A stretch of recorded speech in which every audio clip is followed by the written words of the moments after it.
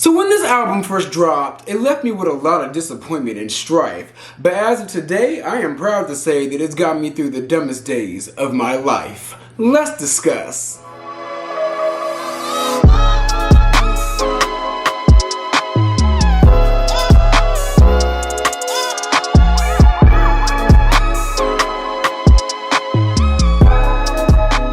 What's up, y'all? It's your boy Beasley here. I hope you all are staying cool, calm, and collected out there. So I'm coming...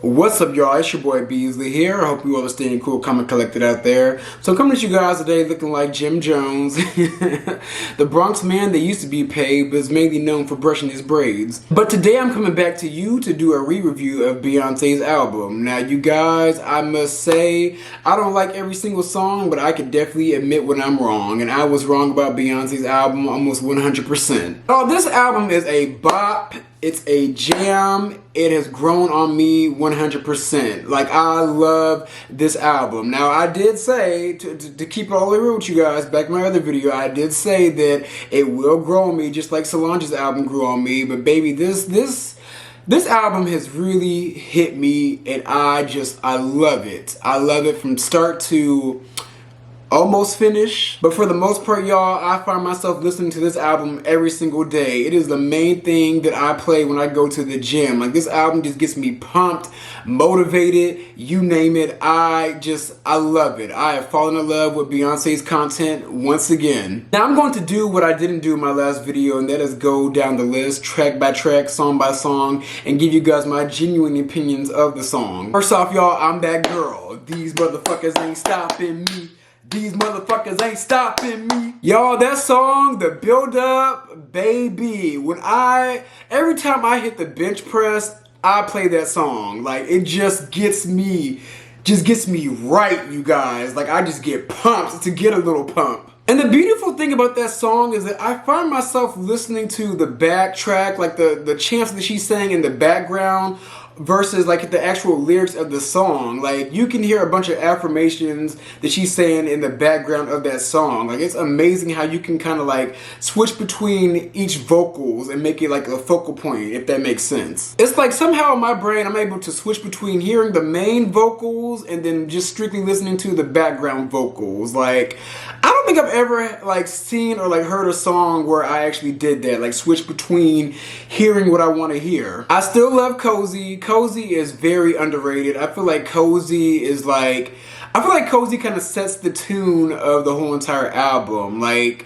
I think Cozy's when that like the real house music comes into play, which is great for it to be the second song. Like, I just love Cozy. Cozy is a dope ass song. Alien Superstar grew on me immensely. That song is a jam. I love it. I love it. I like how it transitions into the next song, Cuff It. But Alien Superstar is that ballroom song. Like, it is just... I just love it. Like, I cannot wait to see the video of it. And then there's Cuff It. I like Cuff It because Cuff It really brings in the disco aspect of this song. Like, I remember when she did the Vogue magazine shoot, like, she did like a little picture, like a photo on a disco ball. And at first, like, I thought it was just gonna be like a dance album, but Cuff It is where the disco music comes into play. Then Cuff It transitions into my second favorite song of the whole entire album, which is Energy. Y'all, I love Energy. Despite all the drama and chicanery that happened between Beyonce and Khalees, I still love that song. Now, I usually have a good ear for music, but for the most part, I still barely hear. Like, I originally didn't really even hear what was Khalees' song? The hit song. I don't know why it's escaping my mind right now. Milkshake. I originally barely heard that song within that song Energy. I think it's like the la la la and kind of like a little bit of the beat in the background that she kind of remixed from the Milkshake song. If that's the case, those aspects are still left within that song. But either way, Energy is just dope. It gets me pumped, and I love how it transitions into the next song, Break My Soul. Y'all, Break My Soul, when it first came out, I trashed it, did not like it, was not feeling it, and it was the main song that got me worried about Beyonce's album. But I will say, Break My Soul has become my #1 song on this album, you guys. That song has really gotten me through some tough times. It's gotten me through some negative thoughts, and just being down on myself. days when I'm a little bit depressed, I play that song and it just uplifts me, you guys. Like, no BS. Like, Break My Soul is like, I feel like that song came out at the right time, especially with all this bullshit going around, all this fucking bullshit. Break My Soul is a song that you need to keep you going. Damn, I cussed way too early, but it is what it is. Like, this is me. And then Break My Soul goes into Church Girl. Now, I will say, you guys, for some odd reason, when I get to Church Girl, I just turn the album off. I don't know why. I do like the song Church Girl. The song is good, especially when you play it all the way through.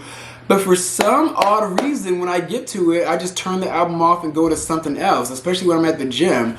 I don't know why. Let me know what you guys think about the song Church Girl, and you guys also turn off the album when you get to that song, because I feel like the album starts off amazing and up until it gets to Church Girl. And then we go to my least favorite song, which is Plastic on the Sofa. Now, maybe I need to listen to it more, but I just always skip that song, you guys. I don't know why. Like, it's just a skip for me. Now, let me know if I'm crazy or if I'm missing out and if you guys like Plastic on the Sofa, because I just always find myself skipping that song and I don't know why. Then I love Virgo's Groove. Whenever I can listen to it, I love it. And that transitions into Move.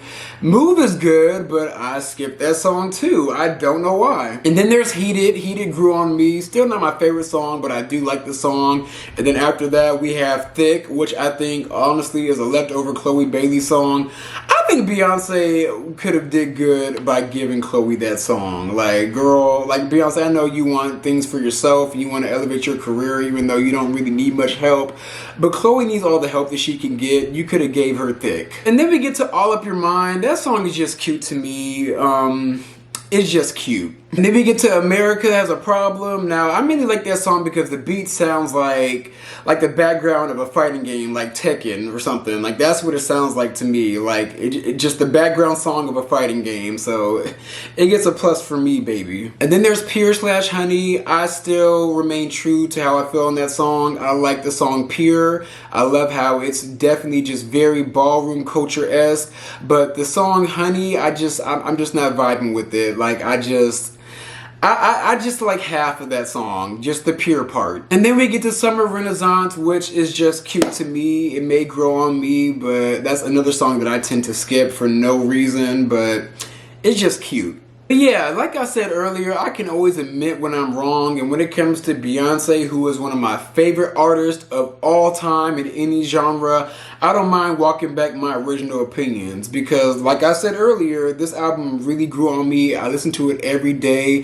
Still struggle to listen to it all the way through, but I will say this album will definitely remain on play. And I can admit that I was harsh, because for one, I wanted like Beyonce music from Beyonce. Like, I wanted like R&B Beyonce, even though she wasn't really R&B.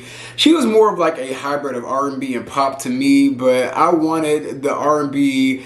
I wanted the Beyonce album, Beyonce. That's what I wanted. And then on top of that, at the time, like in the past year or so, like all the artists that I'm a fan of have just been flopping to me. Like, I didn't like Drake's last album, didn't listen to Kanye West's last album, not going to, did not like Kendrick Lamar's last album, and all my other favorite artists were just not churning out the hits that I usually expect from them. So therefore, when I first heard Beyonce's album, like, I was hard on her ass, because it's just like, damn, like, I'm not even liking Beyonce's content. Like, what is going on, and what is going on with the state of music? But even though I do like this album now, I am still worried about the state of music, you guys, because I feel like we are in some dark times. Like, I will admit that I could be a tough critic, but it's just like, what is going on? Like, the music overall, besides this album now, nothing else is really moving me, baby. I gotta keep it real with you. And it's hard for me to even admit that, because I'm such a big fan of music and I want to support these artists, especially the artists that I like, and especially if their music jams. But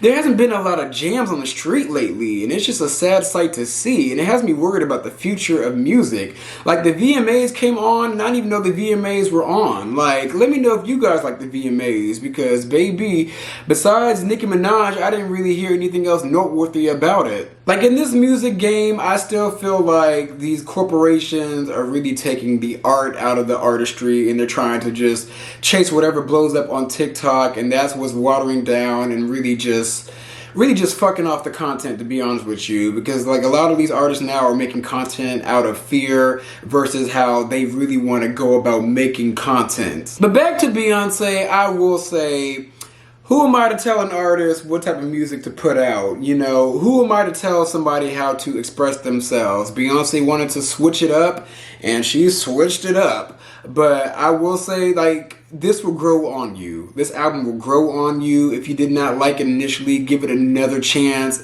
Baby, by like the third or fourth listen, you will become a fan. Now, I will say with Beyonce's album, I cannot wait for these music videos to drop. The album part is Act 1, and then there's supposed to be an Act 2 and an Act 3. So me personally, I think Act 2 is going to be a visual album like Lemonade. Like, she's just going to like put out all the music videos into one little movie, probably get placed on Netflix or Disney Plus, and I think Act 3 is going to be a tour whenever this monkeypox disease goes away. But yeah, y'all, as far as the last time I rated this album, I gave it a 6.5 or a 6 out of 10. I'm bumping it up to an 8.5 out of 10.